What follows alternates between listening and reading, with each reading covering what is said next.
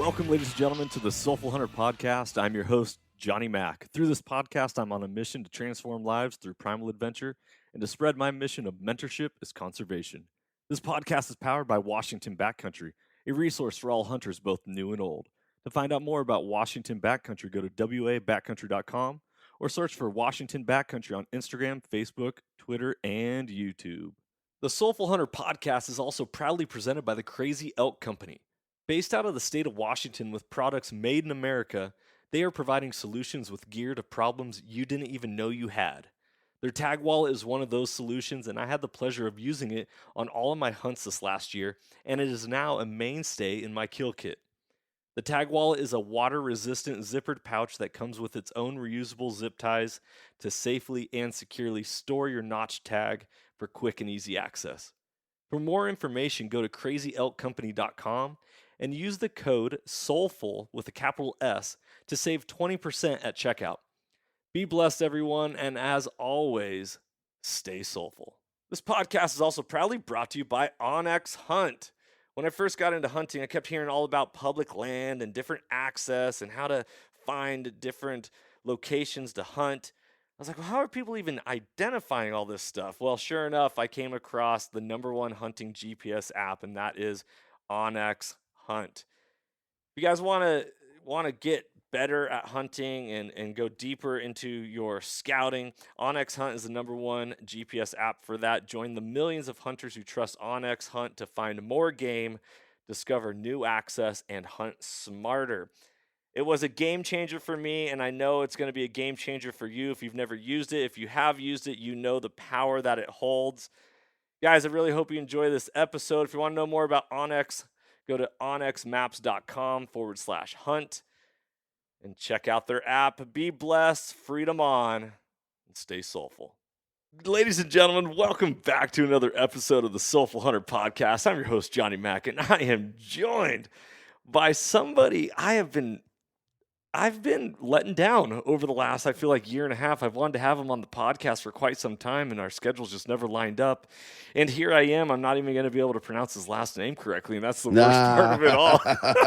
I got Guy D from Western Contours there he podcast. Goes, let me get it. It's Duplantier. Oh, Guy Duplantier. There you go, buddy. Oh, man. Guy, how you doing, brother?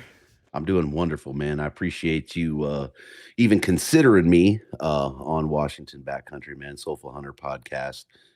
It's always an honor, right? I'm just a dude who does the same thing as you in my own way. And anytime somebody asks me to jump on, I'm like, for what? But it's always an honor, man. It's a pleasure to chop it up with you and be on the other side of this. So yeah, thank you, man. Oh, it's my pleasure. Well, I'll tell you, man, the Western Contours podcast has been something that I've had my eye on for quite some time. Obviously, when you are in the podcast arena, you want to know, it's not, I wouldn't call it like competitor, but like, what are the other people within the arena doing? Mm-hmm. And so it's like, okay, what's Guy doing? I'm seeing how he rolls, seeing what he does, how he interacts with his guests, and I'm like, I need to get this guy on. Then you and I sat down for I thought it was a phenomenal episode of your podcast at the Western Hunt Expo. Mm-hmm. And here I am, 7 months later, finally, or 5 months. Slacker. Dude, it's funny because you say that, and for me, it's like no harm, no foul, right? Everybody's platform's different. And wait, I'm gonna back up. It's okay to say competitor, right? Because competition doesn't have to be an ugly word or an ugly thing. It breeds success, right? Right. I mean, it'll make me level up, it'll make you level up, some other guy level up. But there's so much of this to go around, and there's so many different deliveries. So I had to get that out there. Kind of sidetrack my point there. It was about me like not following up. Like I said, it's an honor. It's an honor when I'm asked to be on this, right? And I don't hold it against anyone that says, "Oh, I want to get you on." And then if you don't hear from me, you don't. And if you guys talk and it don't jive, right? Because your platform is different. So the message might be good for mine, where it's not good for yours, and it just doesn't fit. I take no offense, brother. I'm honored. So, man, well, you're a soulful dude, and I gotta have soulful people on the Soulful Hunter. There you go. People are always like, "What's your podcast about?" I'm like, the soulful side of life in hunting. It's the soulful hunter. And they kind of scratch their head a little bit like, huh, What the interesting. heck does that mean? I was like, yeah, man, stay soulful. Yeah. Well, it's funny, right? Because, and we're aligned in a way, right? Because for me, it's the human side, the value side of that, and yes, hunting is what ties us together. But I believe when we do this, is what we see as value in what we're doing, right? Yeah. And trying to relay that sometimes is pretty freaking difficult. And the best way that I've described it for me, what's more diverse than the animals we chase, the land that we put boots on, the weapons we use? It's the people that make all that go in that machine, Yeah. right? And that, I mean, to me is like that's the I got chills. That's the biggest, Yeah. most powerful aspect of this is the the value that it brings to our lives, the value that it's brought to my life. I can't glass over that. I would rather share the story with a bloody palm than a grip and grin. You know Mm. what I mean? It just, man, it's so, I guess if you're open to it, it's just so, so powerful. I think we tend to overlook it a little bit because, man, a grip and grin's a bad SOB, bro. Dude, I got one right behind me on my wall. Actually, I guess you're getting a shine from Yeah, the I for got it. the No, I can see it. but dude, grip and grins. I didn't even know what that term was until like a couple of years ago. I was like, I just thought it was a picture that you took with the animal in which you shot. Yeah, You know, so controversial. yeah, it's like I posted a picture. I did a leadership conference in Southern California one time, and there was a dude who, and maybe he's listening to this podcast randomly or whatever, but let's just say he wasn't really big into hunting and self-preservation and self-reliance. So, SoCal. You did say Southern California. you're right. And so I ended up posting a picture, a gripping grin. And he's like, "Why are you smiling in this picture of that you just killed this animal?" I was like, "Because I'm extremely proud Hmm. of this moment in my life." He's like, "Don't you think that's disrespectful?" I was like, "You ever gone fishing?" He's like, "Yeah." I was like, "You ever held a fish up and taken a picture?" He's like, "Yeah." I was like, "Did you smile?" "Yeah." And what's the difference? And he kind of like hesitated right Like, there. oh, Yeah. And I was like, you can't what is it? You can't qualify or quantify different animal life. Life is life, right. right? That's right. I mean, I've gotten into the point where I second guess stepping on bugs, but at the same time, I haven't come to a conclusion on that. Have you watched that increase with your hunting career? The It, respect for life? yeah,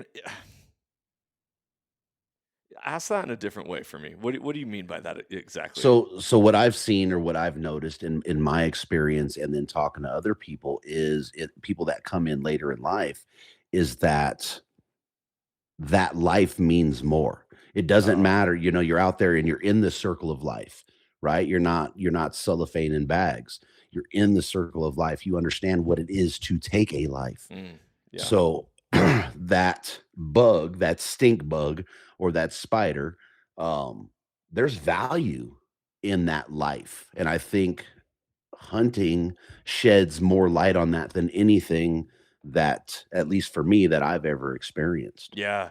This is a really interesting topic right here, and this is going to lead to a comment that I got on a YouTube video where I shot at a young bear. Being newer to hunting, there's that, and I recorded a podcast with Robbie Kroger of Blood Origins one time. He's like, there's this progression within hunting. He's like, when a newer hunter, he says, when they start out, if it flies, it dies, and if it's brown, it's down. The mentality is like, if it's the Hmm. first legal animal you see, you're shooting it. And he goes, then once you kind of notch all your tags and kind of get into it, he goes, typically the next progression in hunting is that you hold out for a more mature animal. And then from there, maybe you're not even shooting and you're kind of getting to that point where you like to see other people succeed and you don't even need to squeeze the trigger anymore. You just like to be like, okay, I know I could have killed you. I don't even need to. And this comes down to like the reasons and why people hunt. So going back to this comment that I got on my YouTube channel the other day is someone's like, wow, what type of hunter are you shooting at such a young bear? Blah, blah, blah. And I was thinking the amount of judgment and opinion that people just throw out Oh, is like, how do you know that that wasn't the bear that I wanted to hunt? Regardless of mm-hmm. the age, is it legal? Yeah. Am I breaking any rules? No. That was the animal I chose to squeeze the trigger on. And it goes to the saying like hunt your hunt, right? In this world, man, we cast stones way too often. Quick, boy, Oh, quick. And from the inside of a glass house with glass from like the 1800s, dude, like it's like, what are you doing? So I get it. I get it, right? Like the end goal is to go notch the tag. And the last couple of years, I've been like, if it's not this caliber of bull, right? That's my determination. mm-hmm. If it's not this caliber of bull, or if that bull doesn't come within 12 yards and is ready for a fight, I'm not putting an arrow through him. I'll pass. And it's funny, like I'll get comments, oh man, it was a rough year, better luck next year, or this is your year, this is your season. It's always my season. I determine what I loose an arrow on, right? My goal isn't to go out and shoot a raghorn. If that's someone else's goal, more power to them. I'll support you 110%. I'll never pass judgment. If your goal is to not shoot anything under a 360, why am I going to judge that? Whatever the reason that I have determined for myself, my caliber of bull, and I Mm-hmm. can tell you why, because it's Wyoming spoiled me. um, why should you know what I mean? Like, this is your year. Every year is my year. I get to go out and be in God's creation. 50% of the time is with someone I want to be there with. My wife comes out for a week, and then I get to go into solo mode, and it's just me, the voices in here, my creator, and them daggum animals that like to kick our butts. That shouldn't be, no one should have an opinion about that. Yeah. Right? Good on Johnny Mac for deciding how he wants to go pursue whatever animal, whatever caliber animal, with whatever caliber, even 6'5", Creedmoor. You know what I mean? What I shoot. Why in the world should I pass judgment on anyone for their decision? Like you said earlier, and we'll qualify because somebody will say something, right? Ethically and responsibly. Now, whatever ethics mean to you, be it like in your effective kill range. Oh my God, you shoot an animal at 80 yards with a bow? Yeah, I practice for it. You know what I mean? Like Yep. that is a judgment call on your part. But stop judging, especially if you're judging from a place of I'm trying to watch my mouth as I get a little bit fired up. Let it rip. I got the explicit tag on this podcast. If you are not in the position that Johnny Mac has put himself in on a hunt to determine what age class of animal, what size rack that animal has, or where he's hunting, I find most people with that input aren't stepping up to the plate like you are, and are full of shit when they say they wouldn't shoot that animal. If you're hunting for 7 days and that animal that you chose to kill walks in front of you, you're going to let him walk? There's not a lot of dudes that can say yes to that. Yeah. There's not, I posted something, I think it was a story the other day. I cautiously got on Facebook, and I'm just looking, right? Because I'm new to Colorado, and I'm looking at the different local hunting pages on there. And I'm just seeing people get handed left and right, I mean, just expert level input, right? We know they're experts Uh-huh. because there's no way that you could be that boisterous that many times and not be a freaking expert. So I posted something, and I my buddy Dennis, he shot a beautiful muley on Catalina last year, and spine shot. I mean, it was a just beautiful shot. I mean, he dumped that animal. Thank God he did, because it was a hellhole we had to go down. So I posted a picture of the spine shot, and I said, "Hey, for all you Facebook experts, can you chime in on what caliber and grain weight this bullet was, since you're telling everybody else in the world what they should be using and why they should be using what you feel like you know so much about?" Right. And it was pretty funny. And I'm going to give him some. I told him he should call himself uh, Backcountry Baba Big Eggplant is what I put on there. Hey, he was off by a grain. Called the right round, Uh-huh. right? Was off by a grain.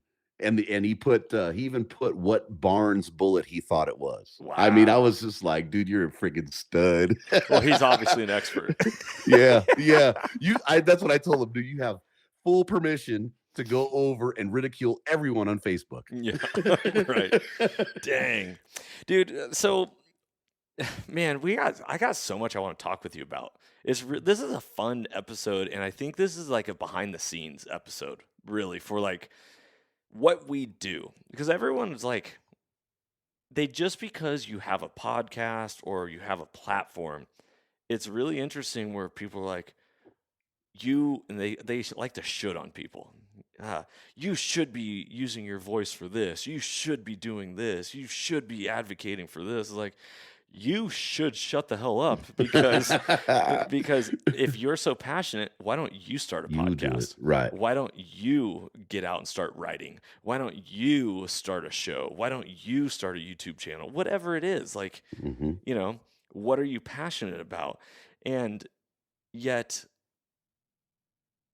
so often in life, it's lost. I don't know if it's lack of courage in this nation, in humanity these days, or that people are lazy, or a combination of the two, or something that I'm completely missing. But everyone wants to be spoon fed, and no one wants to go. And I think that's a perfect analogy for hunting in general, and why Right. it's so rewarding. Why did you start a podcast?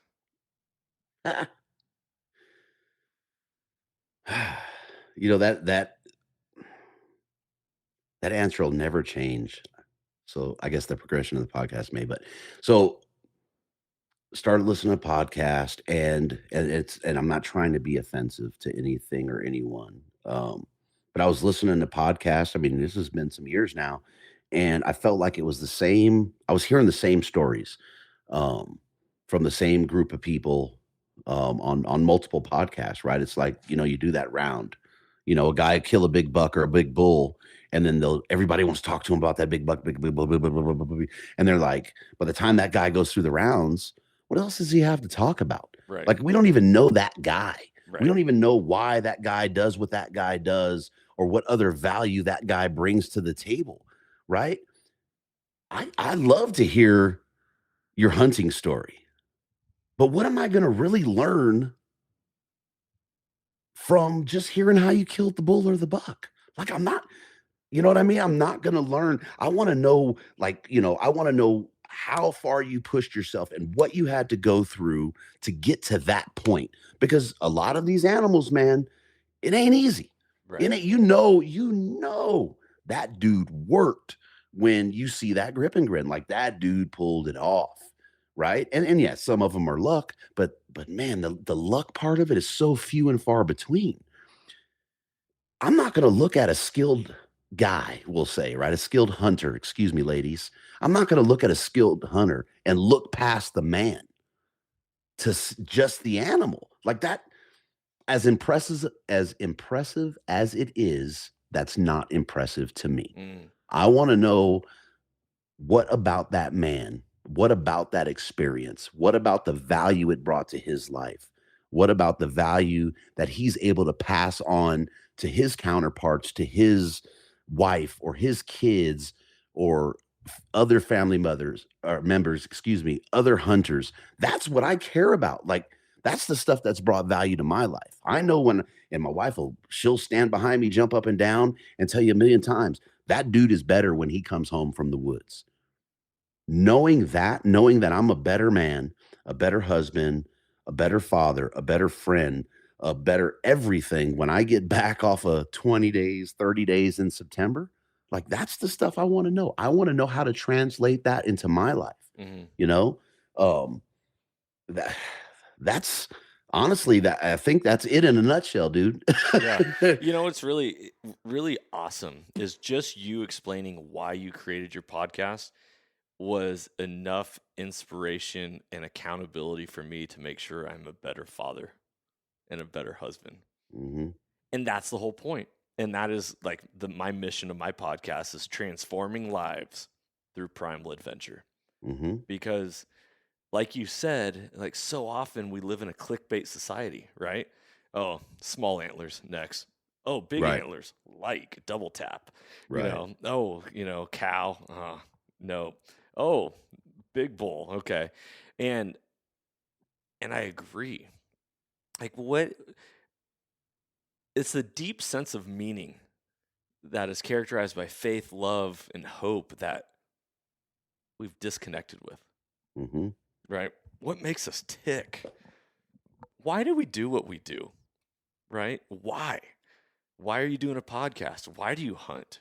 Why do you wake up every morning and have a specific routine? yep, Why do you even care to love your wife? Why do you care to love your children?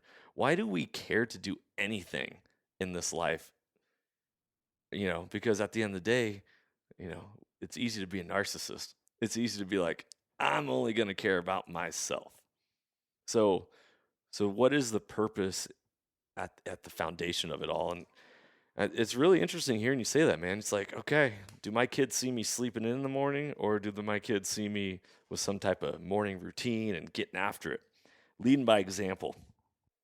I you think, know, I'm gonna step you back if that's okay. yeah, So you said something about the clickbait thing, whatever we call it, right? And I just want people to consider those judgments that they're passing or considering as they're flashing through those things, and then they hit the bull, right? Consider one that what if it's your picture? Consider that the guy that is proud of that cow that's going to feed his family for 6 or 7 months, that gentleman may or lady may have only had 2 to 3 days to hunt, right? In 2 to 3 days, he's going to take the opportunity to take that cow. It doesn't lessen the success, um, uh, because it's not a bull, right? I mean, it's a different level of success, but it doesn't lessen that accomplishment. It doesn't, lessen it for that person. So I just had to say that, man. I It appreciate that. it kind of drives me crazy. That was me 2 years ago. I had so um, I forego I passed on my September elk hunt to chase after a monster buck I spotted on a bear hunt, and I was like, oh, we're gonna go high mountain rifle deer hunting on this, and so I ended up going elk. I drew a late season elk tag, and I had honestly 1.5 days to fill a tag, and I filled a tag on the very full day that I had uh, on a 70-yard shot on a cow elk, and I was like, "Hell yeah, dude! One of the Yeah. like the most biggest accomplishments of my life." And the only reason I did that 70-yard shot is because that was what I was practicing on. It's like you said earlier, oh, you kill animals at 80 yards. Like, yeah, because I practiced for it. Hmm. You know, I, you know, you miss every shot you never take, but at the same time, it's like I want to be deadly. I want to be Yeah. lethal from Yep. every angle, any possible shot. So, what's it like? You were California based, big dog, and you Hmm. have moved east. You and I are migrating east, Yeah. and I don't know that I would go any further east. I might go north, but no further east, bro. yeah, The elk get really thin east. yeah. I just heard today that Texas elk are native in the state of Texas, and they're starting to make a comeback, but they are classified as an exotic because the ranchers don't like it and they compete with the cattle. And I was like, interesting. I just heard that today. And I think it's Northwest Texas or just Western Texas. There's basically public land herds that are running around too. Yeah. No tag needed, is my understanding, unless that's changed recently. I don't, exotics are exotics. Yeah. You don't need a tag for exotic Yeah. animals. So I, I have no idea. I gotta dive into this regulation book for a whole new state, man. It's like, I got a lot of reading ahead of me. Yeah. See, you didn't plan right, bro. I'm disappointed. You should have had that book read in Washington. Well, let me tell you.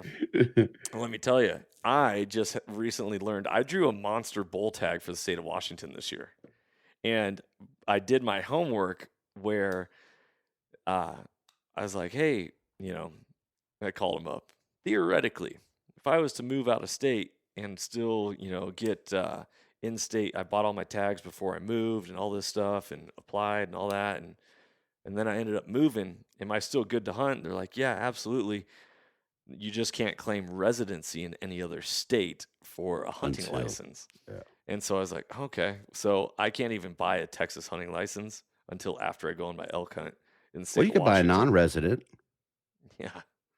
What's the time period for Texas for residency?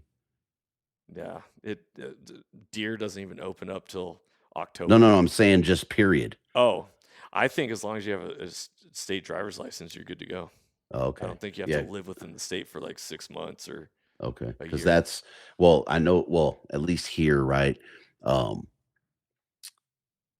Place of residence, either own a business, have gainful employment, and you're cool. Yeah. In the eyes of CPW, doesn't matter. It's 6 months. Huh. So I'm still non-resident in terms of CPW. Interesting. So yeah, kind of blows. Yeah. I missed the first and second draw on my choices. So what's nice is my 6 months is up by the time the OTC and leftovers go on sale. So I'll be paying, at least on that, I'll be paying resident prices, which is awesome, dude. $46 elk tag. I don't even know what that doesn't even sound right to me. Yeah, that's You phenomenal. know? Oh man. Okay, dude, I just thought of something I want to ask your opinion on. Okay. Because we're talking about people just throwing rocks in glass houses and opinions versus perspective. I feel like everyone in America, this whole concept of Western expansion, manifest destiny, coast sea to shining sea, and eventually this is why backcountry hunting is so popular nowadays because the final wilderness is now up high, right? We've gone coast to coast. Now it's time to venture up into the mountains. And so you always have these people from the east going, I'm going out on a Western hunt. I'm going to go out on a Western hunt. But very rarely do you have people on the west being like, I'm going to go back for a tree stand hunt, a whitetail hunt, or all this stuff. And so being newer to hunting within the last decade, I've crossed the 5-year mark. Like I'm now closer to 10 years versus my beginning story. But the point of what I'm trying to say is, for the longest time when I got into hunting, it was like, dude, it's public land hunting, or it's nothing at all. I can't stand those high fence hunts, blah blah blah, and all that. And everyone is saying that, or a majority of people are saying that without a perspective. They're only doing it based off an opinion.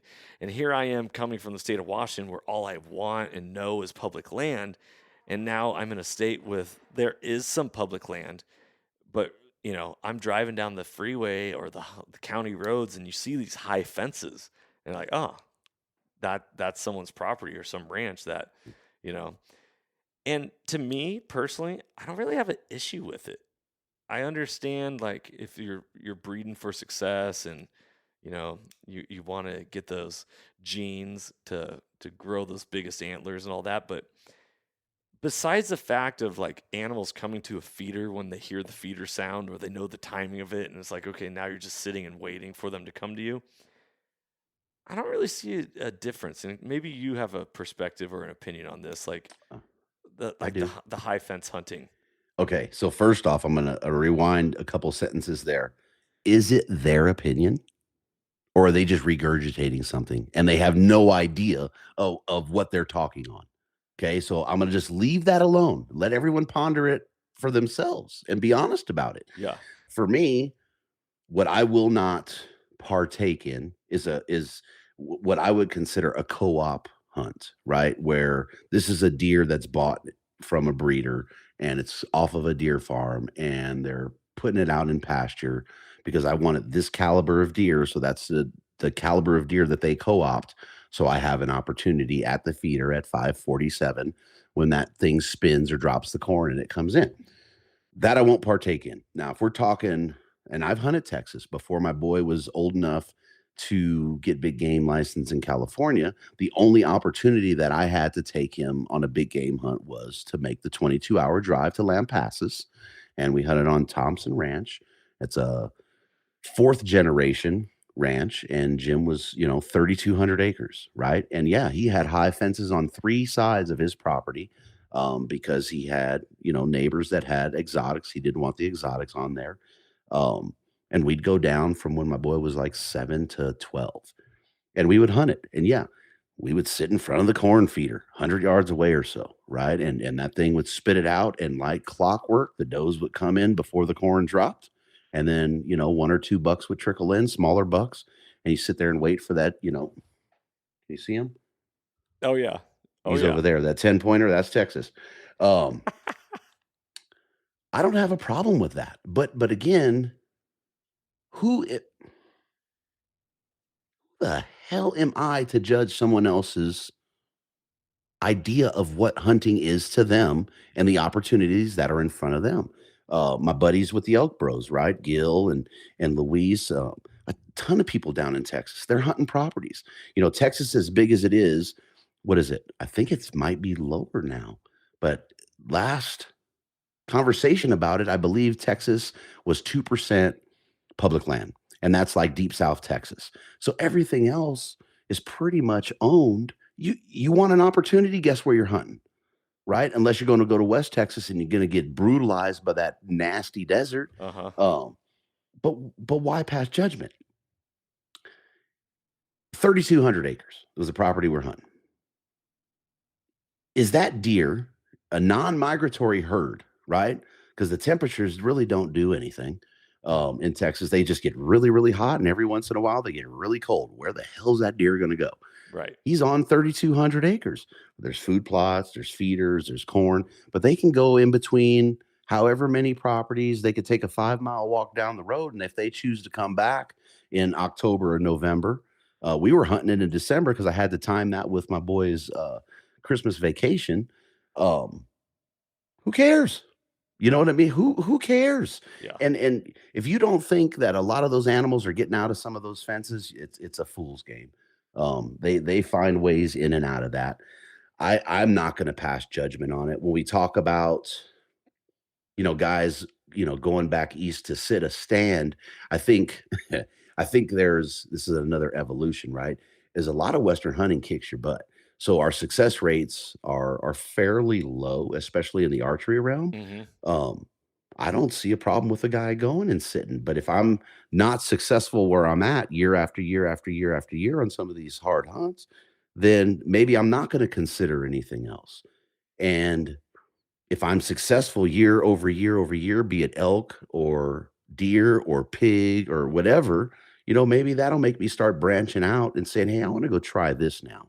I've kind of reached that point where I've killed X amount or I feel like I've done it. Mm-hmm. Right. And I'm Right. going to go try it out. And I think it's foolish for us as hunters to pass so much judgment that we cheat ourselves out of another opportunity to fulfill our passion. I know for me, I've sat a tree stand. When I first started hunting, my early 20s, I didn't know nothing, dude. I barely had money to do it. I was, you watch the shows that were on TV, then that's all those guys in down south and back east were doing. Shoot, I went and bought a climber and I went up a tree 15 feet, about peed myself on a hillside. And I think within 30 minutes, I had this little buck walk in. I'm like, oh, this is the way you do it. And then I realized that it wasn't because I'm waiting for opportunity. I want to go create opportunity. That's how I've done everything in my life is created opportunity. And it wasn't for me. And I razzed the living piss out of my tree stand brethren, but I'll never I'll never judge them for how they shit, some of them, that's how they have to hunt. They're Right. sitting on 120 acres, right? Is the total size of the property. The landowner's letting three guys hunt it. They coordinated. You got that spot. What are you going to walk around? Come on, in a cornfield. You know Right. what I mean? Right. So it's just it's a foolish endeavor. Not with just this, but it seems like we're going down this path. But it's a foolish endeavor for us to pass judgment on someone else's means, methods, passion, how they view this activity, this lifestyle, whatever it is, right? We're the first ones, as a demographic, we're the first ones. Don't judge us. Don't judge us because we choose to have blood on our hands and you don't. We choose to go get our own meat and you don't. You go to the store, but yet we're going to pass judgment on each other. How flippin' hypocritical is that? You know what I'm saying? I And do. and not to say, and I'm gonna qualify the heck out of, not to say that that I haven't ever done that I've never been guilty of that I've never had an opinion. I'm just being honest about it. As I've checked myself, and some of that, a lot of times, some of that comes with maturity, being honest about how you're looking at things, or saying, this is what I think about it now. And then in 4 years, you have a different view on it. That's a healthy thing, right? You can change your view on something. You could change your position on something or your opinion of something. And hopefully you do it through wisdom and a little bit of education, or you just realize I'm a douchebag and need to stop passing judgment on other people and worry about what the hell I'm doing in my chair. Dude, I always share on this podcast, I think you're spot on, that inward reflection leads to outward correction. When we Yes. inwardly reflect, Yes. then we have the opportunity to outwardly correct. You know, in the Bible, it talks about, I thought on my ways and I changed I thought on my ways and I changed my steps. Yeah. The concept is like, realize where you're at and what you're doing. And that ripple reaches all edges of the pond.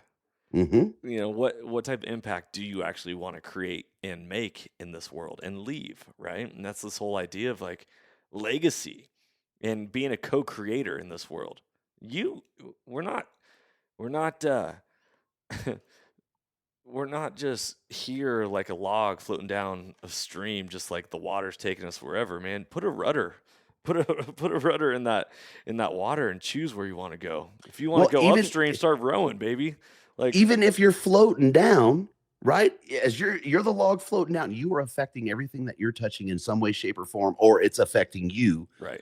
equally or greater. Yeah. Right. So if you're just gonna float, motherfucker, just float. Hit everything you hit, right? You ain't gotta dislike it because you didn't put the rudder or the oars out. You hit it. So look at it and keep going, keep floating down your stream. Yeah. But don't get pissed when the dude buzzes by you because he went and bought a Walmart trolling motor for $89. Right. You know what I mean? It just, I don't know, man. Dude, we're It, not it, we're not the results of circumstances in our lives, but too often no. or not, people like to play the woe is me card. Yeah. Yeah. And we all have done it. I've done it. I've done it where you forget what gratitude is. Yes. And you're not looking at what everything you had in front of you, around you, you asked for. You asked for that in some way, shape, or form. You asked for that. You have it, but somehow you're upset. And you have what you asked for. Right. It just, it's mind-boggling, dude. It is absolutely mind-boggling. Again, I'm a qualified, been there, done that. Just want to be honest about it. I'm going to throw out a little anecdote right here of when I was teaching health to middle school students. And I was talking to them about perspective because people need to understand what perspective is. Perspective comes along with experience and it hits face on with judgment, right? It's like, you better be able to have something to back it up on. Otherwise you're just casting judgment and opinion. So I take this glass and I fill it up halfway. And I'd ask my students, hey, is this glass half empty or is it half full? And you got the kids who think they're smarter than me or try to figure out what the point of what I'm doing is. And, oh, that's half full or, oh, that's half empty. And I'm like, okay, all right. And then I was like, well, here's I have a handful of rocks. I'm like, here's every rock is a compliment. And everybody in this room is this glass. And you get to make a difference in each and everybody's world by just dropping compliments on them. And like all of a sudden, hey, it's good to see you. Oh, I'm really glad you're here. Man, you look nice today. Hey, thanks for being here. Whatever it is. And all of a sudden, that glass of water, which was halfway in that It's glass, boiling it's over. all the way to the top and it's overflowing. And it's all a matter of perspective, right? Mm-hmm. And I think, no, not I think, I know when people will stop and pause and reflect, they will make this world a better place for them Absolutely. instantly, leading with gratitude. And Mm-hmm. then it's contagious, right? You smile at somebody, they naturally want to smile back. You frown at somebody, they're going to throw up the middle finger and be like, "What's wrong with you?" You know. So, My new thing, right, is I'm always searching me. And man, if I see somebody get mad at me or, whatever, I just, God bless you. yep. You know what I mean? And the hell, like, where'd that come from? It's just, it's so much easier. Like it's easier. It's easier to walk that path than it is to do anything else. Yeah. Like I was talking out, so I'm a heavy civil superintendent, right? So manage construction projects. And I told me and one of the guys, I'm learning this company and I'm learning the folks. And I told him, I'm not a screamer and yeller, dude. And he looked at me, goes, really? And I go, why do you say really? Because I got tattoos or what? But I go, no. I go, what good does it do for me to scream and yell? Instead, I can have a nice, decent conversation with you, right? We talk and we both walk away with a better understanding, and neither one of us is mad. And he looks at me and he was like, all right, boss, what you want me to do? And it's like, exactly. Right. So that was my confirmation that me just going, God bless you. Somebody gets pissed off at me or feels like and here it is right here. People always talk about Californians can't drive. Okay. Uh-huh. Texans I've can't driven, drive. They're horrible. I've driven all over the West, bro. And now because I'm here 24/7, I see what it is Californians are used to sitting in traffic. People don't know what that traffic means. So they think bad driver. Now I'll give you the snow and stuff like that because people aren't accustomed to it. But you get out and it's 85-mile-an-hour speed limit, 75-mile-an-hour speed limit, and you don't have all that traffic.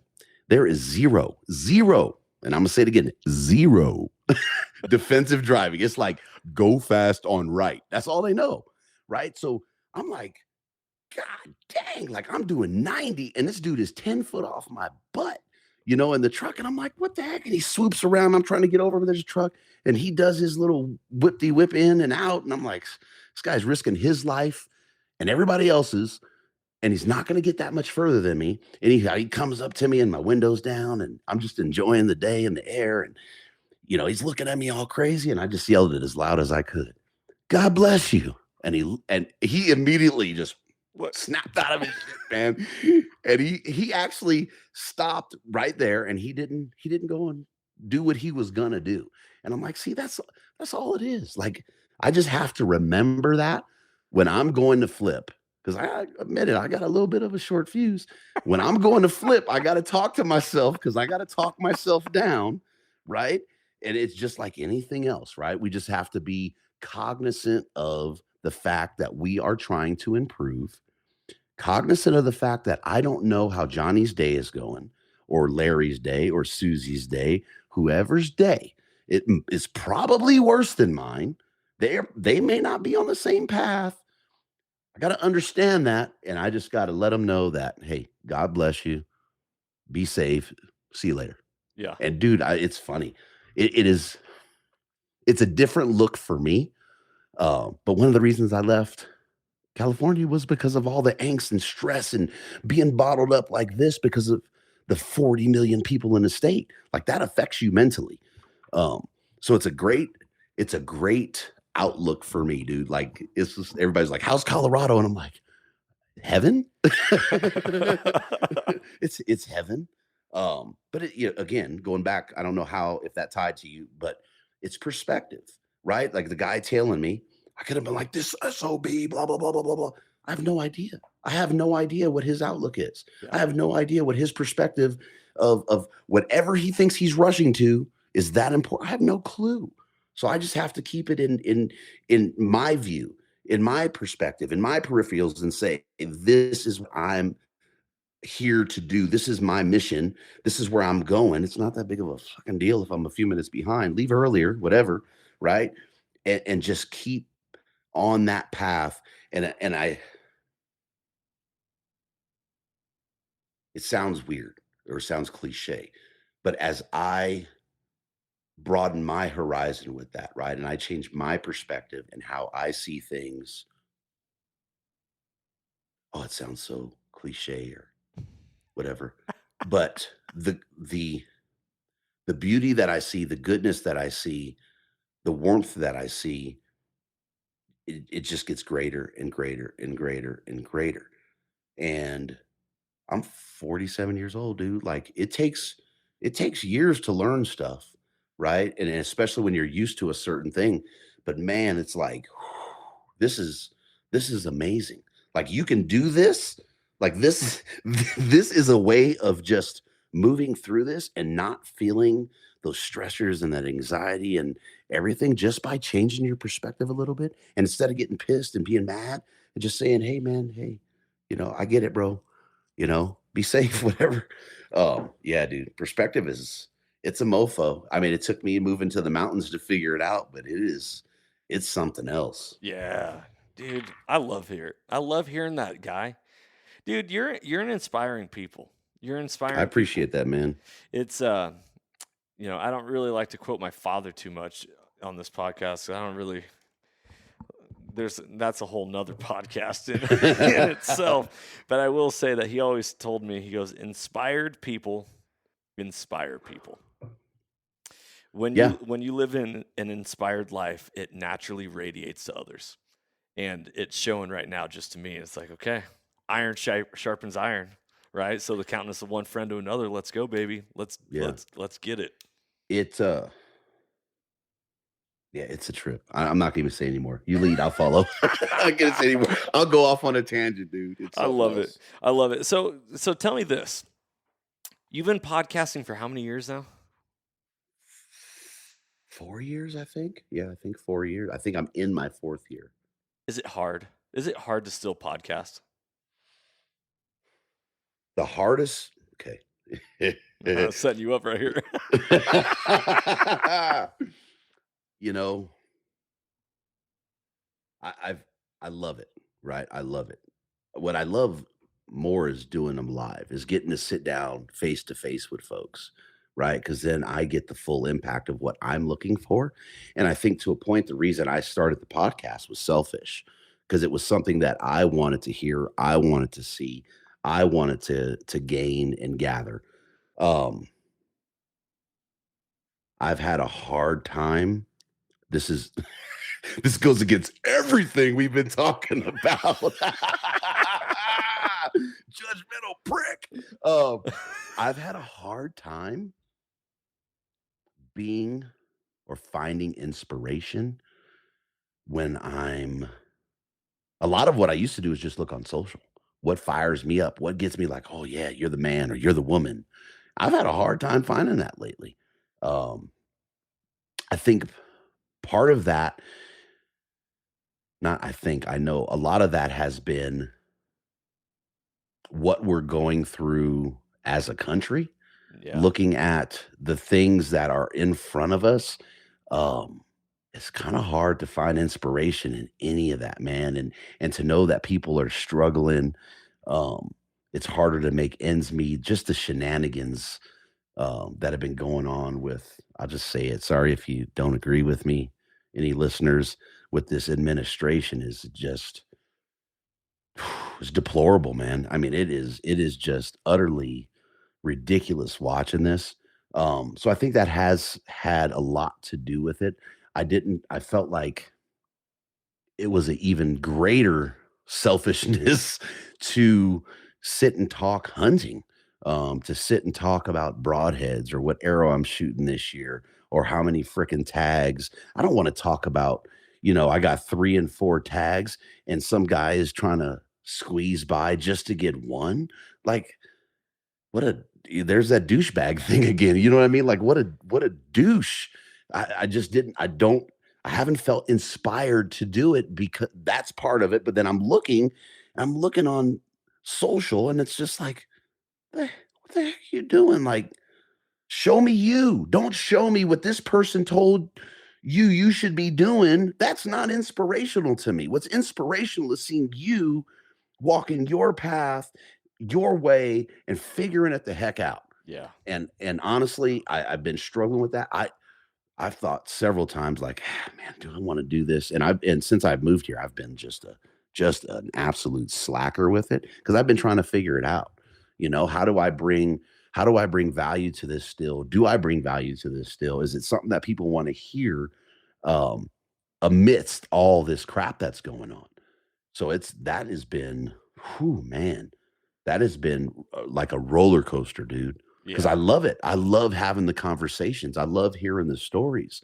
Um, but man, just felt like a lowly POS, bro. Like, dang. So this is a really good topic because it kind of it shines light on what do people hold to be important in their life, right?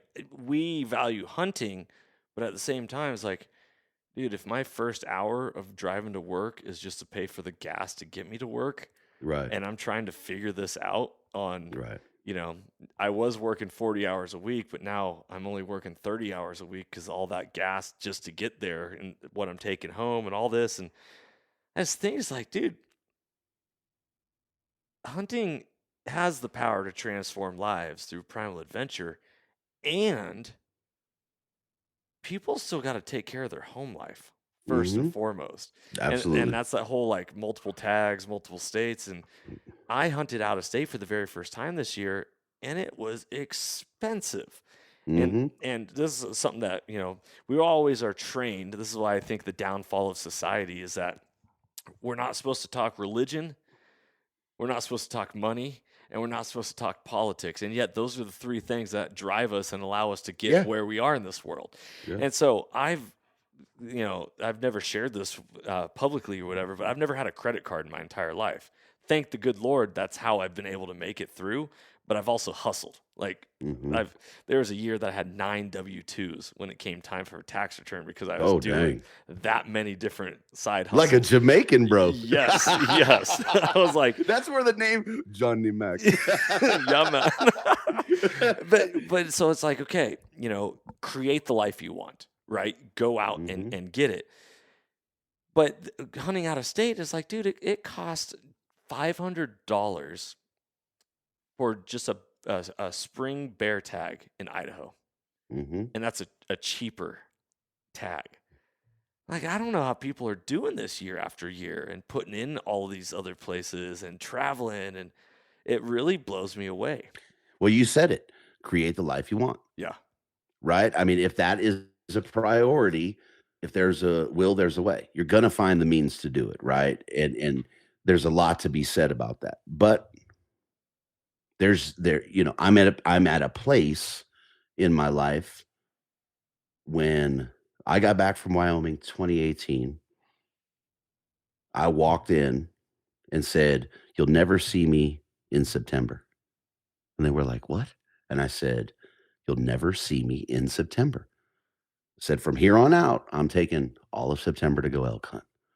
And they the next year, I think it was June or July, I went in there and I marked the calendar, guy, and just lined all the way through. And they were like, "You were serious?" And I'm like, "You damn Skippy, I was serious, right?" yeah, Um, "Well, can you split it up? Like, go for a week and come back?" I'm like, "No, it's only September. Archery elk is only September." So, my point is, you'll find a way if you wanna do it. yeah, Unfortunately, some people aren't in a position to find that way in that moment, right? It takes people years to understand that they have the power to make the decision, whatever. And I told my wife, like, I'm fine. If they say, "Hey, you're done," then I'll look for a job after September. But yeah, I am taking that September to go do it. But I plan everything around that, financially, with my other incomes, right? That, some of the stuff from the podcast, um, little stuff that side jobs, whatever it was, that is how I paid for September and make sure that I didn't pull bread and bacon off the dinner table for the family. Yeah. And then when the kids were at home and we were a younger family and it wasn't, a 20-year-old and a 16-year-old, I wasn't doing that to my wife. Right. So I told her when our boy is done playing football, when he's off in college, September's it's on. Like I warned my wife for years Right. that was the case. Right. So it's one of those things like you're gonna get what you ask for. Yeah. I always Right. always talk about you always get what you want. Is Yeah, you do. people in this life, we are trained in society to not know what we want. No one. How many times in your life, guy, can you actually acknowledge right now and think when someone said, "Guy, what do you want?" Has a teacher ever asked you that? Has a spouse ever asked you that? A boss ever asked you that?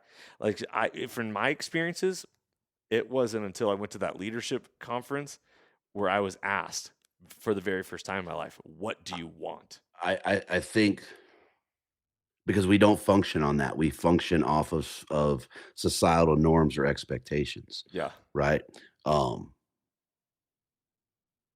I ask myself that a lot. And that's why you're successful and why you I you are where you are. Yeah, I didn't ask myself that until my daughter was born. Mm. Um, that was my maturity, right? That was me growing up. That was like, here it is, bro. What do you want? What do you want to do? Right? How are you going to do this? And I remember the conversation. Um, I didn't want to be the father that I had, and I wanted to be the best possible version of what I thought a father should be. Mm. I never looked back from that question. I absolutely never looked back. I said it once, the determination was made. As far as I'm concerned, realization happened over and over and over and over. I look at my girl today, she's 25, she's up in Washington. I look at her today and I was like, just like you said, you get what you want. You get what you ask for, right? Um, but I think we operate on those expectations, the things that we're told a man should be. And I can't say for women because I'm not, a woman. Um, I can't speak for that. I know for me, it was like, what does it look like?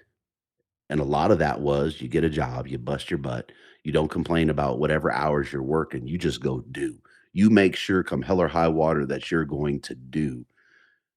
When I look back on that, there was a lot of doing, bro, but I don't regret any of it, right? But that decision set me up, like you said, to say this, September, buddy. Yeah, so Chris Brown deuces, I'm out. Yeah, yeah. Let's One of go. one of the things that when I got into hunting, I also was starting my marriage and starting being a father. I was having little babies. Currently, right now, I have a 7, a 5, and this Saturday, a 3-year-old. Woo. And when you think about, well, if people listen to this podcast, whether they have children or don't have children or spouses or whatever, hunting is a mistress, or it can be if you treat it like that, or like it's its own thing. And here I was, not only wanting to learn how to hunt, but I also had a goal. I want to be a great hunter, where I can step into any type of scenario and know how to find animals and seal the deal. Well, That's you what I better stop want. complaining about them tag prices. Dude, ain't that the truth? So I just need to make more money. See, Suck it up, Buttercup. that's right. So that was one of the things, like what we see on social media versus who are the people. What you were saying earlier, like who are the people behind the story? Like what got you there? What's the motivating factor? I always wondered, like how many of these people have successful marriages and would consider themselves good parents. And that's non-judgmental. That's like a true It's a legit curiosity. question. Like in the hunting realm, these people that are killing, slayers or whatever it is, like how much time are they I think, and I'm not going to even say the killers, the slayers. I'm going to say the guys that are just spending the time in the woods, Mm. right? Um, I can name several off the top of my head that I wouldn't question their character just from the little I know about them, right? Ryan Lampers, Dan Staten, um, lish, for that matter, Mike Merrill. You look at guys like that, and you look at the time they spend into their craft. I guarantee you, I know Michael. I guarantee you, right, that those other guys are on the same path, and they pay those dues, and they make sure that their family does not want, and I'm not saying materially, right? I'm saying across the board, honeydew list, time with the family, letting them know that you value their time and their love and their attention as much as the other thing, but then the understanding that the other thing is part of what makes you you. It's part of why you can go and deliver those things. I heard my wife, we were at TAC 2 weeks ago here in Glenwood Springs, and we were just hanging out. And I heard my wife talking about it. And she said, when I first started hunting, she says, when he first started hunting, I didn't get it. I thought it was barbaric. I didn't understand why anybody would want to go and do that. And she goes, but then I would see how he came back to me, how he came back to the kids. And she said, I could never make I'm paraphrasing, could never make the correlation, but the more he went, the more he did, the better he was for us. And that was it for me, right? So that, dude, I spent 20, I don't remember, 23 or 27 days in the woods last September, Mhm. right? Not one complaint. I don't I don't do anything else. I don't want to do anything else. you know, Year for that before that it was 17 or 20 days. Year before that it was, 15 or 17 days. Um Again, I'm at the point my kids are out of the house, son's in school, daughter's up in Washington. Um So it's just the wife. So it's a sacrifice now that she's making on her own, but she's going to the woods with me. So she's in elk country with me. Last year she called a little bit for me. The year before she called the craziest bull I've ever seen in my life. Freaking giant forkhorn bull. Was the gnarliest. I mean, dude, Like he was 3.5, 4 feet forked. three All he point had was what three he was point. whale tails. Oh He was yeah. whale tails. It was the craziest thing you ever see. Anywho, so I just I I'm sure there's some bad ones, right? I'm sure it's like the bucket of apples, right? There's always one in there. I'm gonna say, from my perspective, the values that hunting has brought to my life, the value I see in some of the people that I watch with admiration and or respect on social or their platforms or whatever it is. I'm not gonna follow no douchebag, and I'm not gonna follow some guy that I even question. Um, I think if we're bringing the values that the mountain bestows on us, Hmm. and those lessons and that talk with yourself and that talk with your creator, if we're bringing that back with us and we're open to it, you can't help but be a good person. I can't believe anybody could come off the mountain and not be a better person if you're up there doing it. Ooh, that sounds judgmental. Doing it the right way, right? Whatever that looks like for everyone is different. I know my right way is having that time and solitude to reflect. Shit, I'll sit on a rock, catch a sunrise or a sunset, or see an animal, and I'll tear up sometimes because Yeah. you're having that conversation and the appreciation. How can you walk away from those experiences and that appreciation and that value and not come back and be a good GD man? Yeah. I just, you know what I mean? Like it, I don't believe it happens. Yeah. And if Well, it does, you're lying about how you're doing but it. and here's the concept of like spirit quests, right? Native American uh, uh, way of life, and you go out into the wilderness, figure yourself out, Yeah. renew your soul, connect with your creator, and then come back and then Mhm. be the man or the person that you're meant to be. Yeah. I think that's a lot of, when you talk about, you know, uh, Native peoples, not just Native Americans, right? But a lot of coming to manhood was a solo hunt experience, right? That was the coming to manhood throughout history, right? That's what broke you in, and I think a lot of that has, you know what I mean? It's man against nature, man against beast, man against himself, Yep.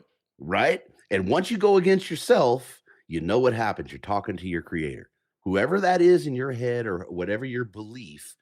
Man, you start having that conversation, perspectives change. There you go again with your perspective. Um, I don't. I find it hard to believe, man. I say it all the time, dude. I think hunters are the greatest demographic of people in the world. Yeah.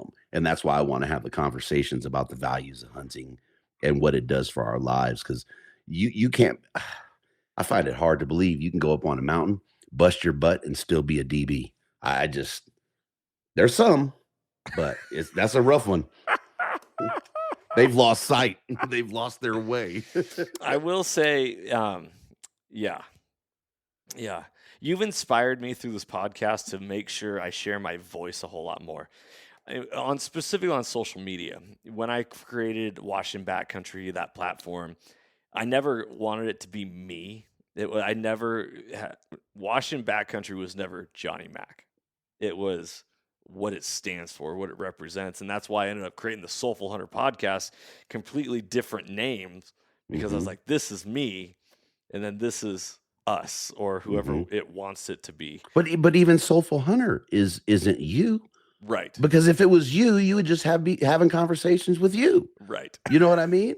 So you're doing the same thing I'm doing, and you're, we'll call it, riding somebody's nuts to gain information, to gain value, to share that information and value, through different perspectives.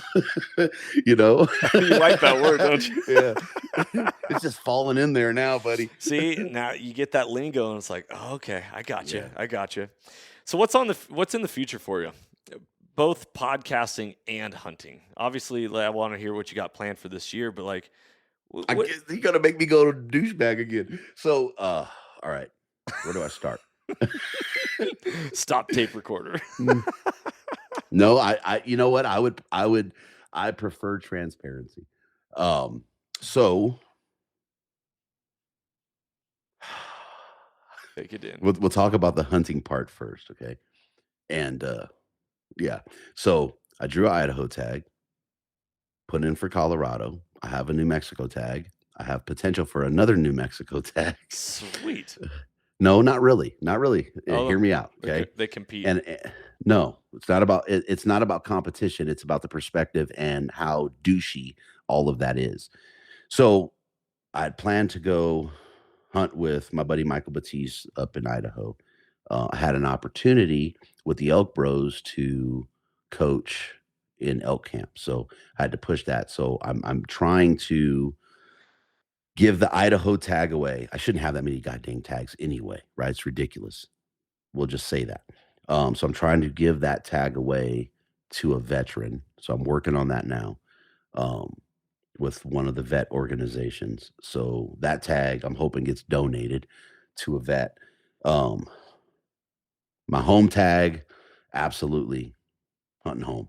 And then I have a tag, me and my buddy Diego Otero, Main Beam Addiction.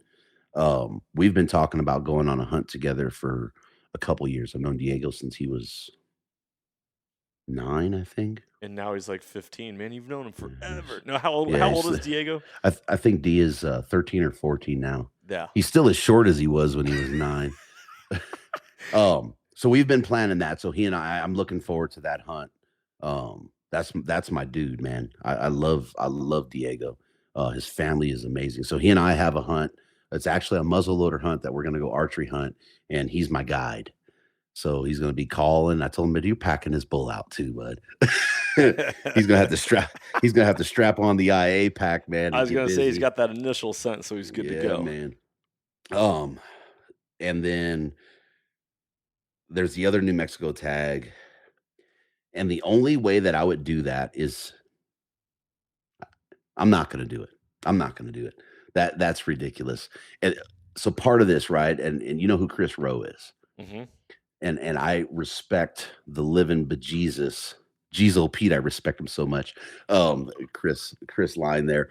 Um, Whenever I listen to Chris, I find myself getting checked, right? Because it's not about it's not about how many bulls I can go kill. I just want to be out. I just want to be out and involved in the circle, right? I don't want to like it's cool to go out and scout and get, bulls on camera and sit amongst the herd and watch. I love that stuff. But being in the circle of life, right? And actively pursuing that's my goal. But then I'm listening to Chris and he's like, yeah, he's not IG people and da da da da da and propping themselves up and they're hunting this place and that place and da da da. And I'm like, he has a really good point, right? How does that look? And then going back to what I said earlier, how does that look to our brethren,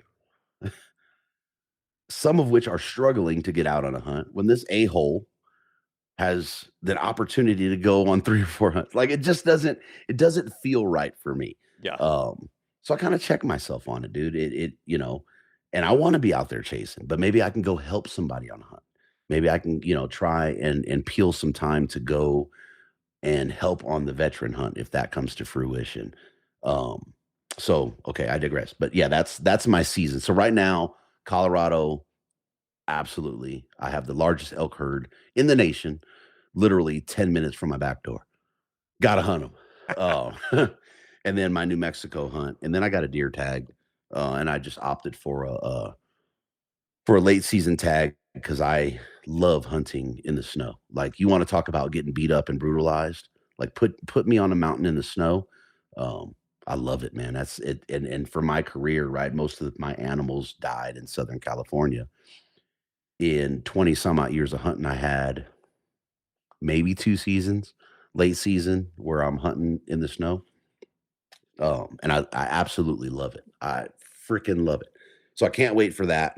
But that's the hunts.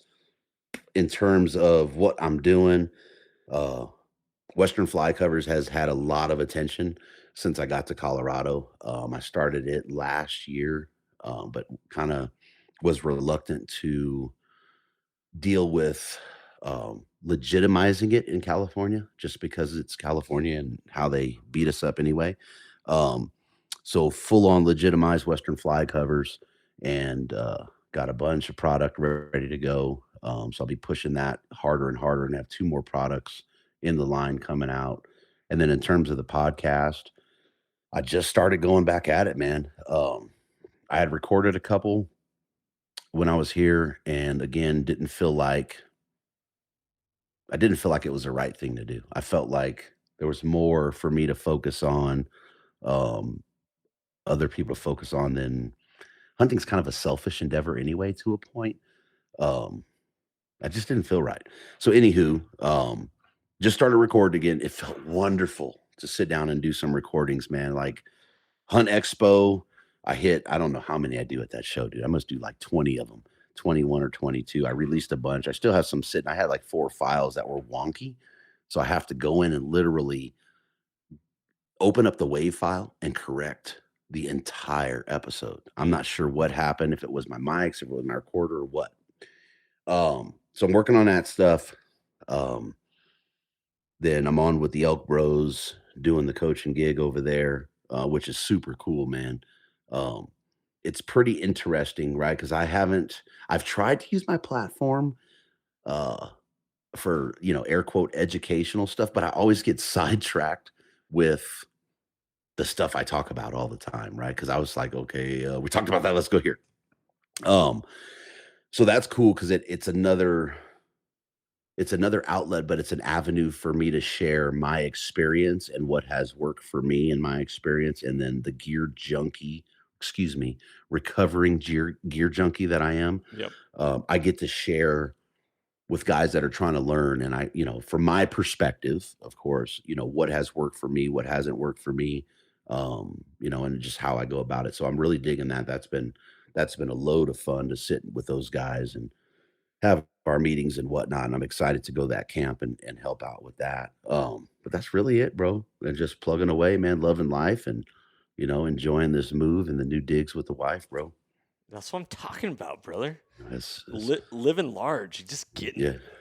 I don't know about large, but we're living, that's for sure. Well, I guess it's perspective. there you go. So there was a Hall of Fame football coach out of Pacific Lutheran University in the state of Washington, Frosty Westering. He said, "Make the big time where you are. Yeah. Make the big time where you are." So you're living large because you're doing you and getting after it. Yeah, it's a trip, man. It's a trip. You look at something and when you look like you said, right, you get what you want, and I always say you get what you ask for. Um, and I look around, I'm driving around town, or we're driving up to the mountain, and it's literally three right turns, a switchback. That's 11 miles of switchback. And dude, I'm in elk country. Like, the hell do I have to complain about? Sweet. You know what I mean? Yeah. Like, this is what I asked for. Oh man. Well, Guy, I truly have enjoyed this conversation. This has been a great episode. I'm really excited to release this. Listeners, if you enjoy this episode, go follow along Guy and everything he's doing over at Western Contours Podcast. You're on IG under just Western Contours, correct? Yes, sir. And then I have Guy_Western Contours. Shameless plug. Check out Western Fly Covers on Instagram as well. Kind of gear for your gear, man. It's element protection, got pack flies, optic Connors flies, working on a couple other things that are dropping hopefully soon, hopefully before season. And I say season, I mean September. Right, because Bear in the state of Washington opens August 1st here. We're talking like less than 10 days away. Lucky dog. That's the one thing, man, I will say that I'm going to miss about California is my early archery season. Chasing bucks, early July. It sucks, 110, 115 degrees, man, but having that all that time, You're archery hunting in July? Yeah, in California? July. Yeah. Nice velvety bucks, dude. But that's the season there, right? If you do it right with your tags, you hunt from early July to December 31st. Wow. I mean, that's yeah. And that's a heck of big game hunting. That's not just Yeah. Wow. And a lot of that early season is pig too. So, but man, I appreciate you having me on, brother. Sorry everybody that he slacked so hard, and this took 7 months. Had to dig it. That one hurt. All right, guys. Well, thanks for tuning into this episode of the Soulful Hunter Podcast. I'm Johnny Mac, Guy D, Western, Guy Duplantier. Wait, no. There you go. I don't, wait. Okay. We're trying to end this, and this dude's going to say it like that. Like, I don't even know if I'm comfortable right now. Edit. All right, brother. I appreciate you, man. Yeah, absolutely. Guys, thanks for tuning in. Be blessed. Freedom on. And as always, stay soulful. If you enjoyed today's podcast, I'd love it if you could go ahead and give this a rating as well as subscribe. Also, you can check us out on Instagram under the Soulful Hunter Podcast. Make sure to tag us in pictures and posts and use the hashtag Soulful Hunter. To find out more about the Soulful Hunter Podcast, go to soulfulhunter.com and be sure to follow the podcast as we are going to be bringing you a lot of great information, insight, and changing lives through primal adventure. I look forward to connecting with you on the next episode. Stay tuned and stay soulful.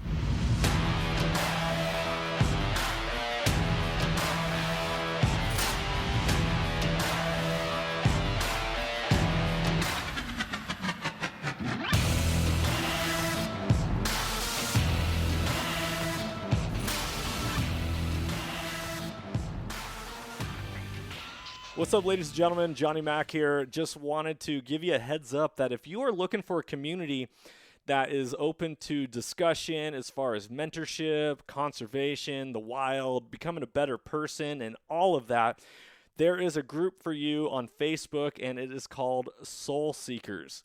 Soul Seekers, we are all about making ourselves a better person. We're all about making sure hunting lasts for generations to come and encouraging people to get plugged in. Whether you are someone who has something to give or someone who needs to soak it up like a sponge, this is a community for you, and I strongly encourage you that if you're on Facebook to join Soul Seekers, and if you're not on Facebook, hop on there just for that group. it is only going to be as powerful as we all make it. And so just remember that life happens for you, it doesn't happen to you, and that you can't outgive good. You can't outgive good, people. I want you to understand that, and I want you to believe it, because when we believe that and we lead with courage and we lead with intention, lives are changed, lives are transformed, just like on this podcast, transformation through primal adventure. Be blessed. Enjoy this episode. Talk soon.